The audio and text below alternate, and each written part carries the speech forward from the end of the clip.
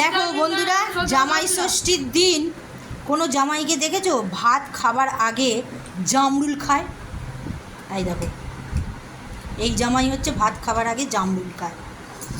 তো তোমাদের দেখিয়ে দিচ্ছি আজকে কি কি হয়েছে।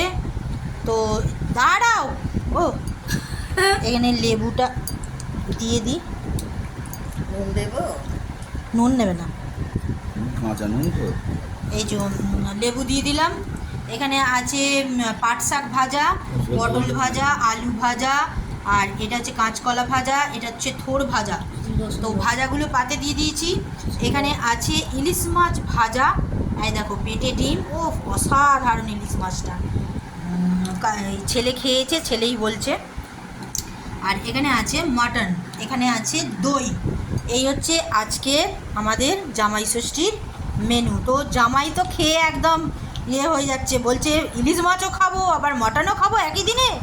এত আমি খেতে পারবো না, এত ভাজাভুজি কিচ্ছু করতে হবে না, বলেছিল শুধু মাটন আর ভাত করতে, কিন্তু আমি মা এগুলো সব করলো।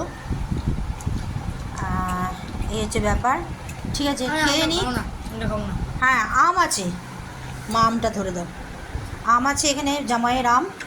এই যে ঠিক আছে, চলো খেয়ে নিক।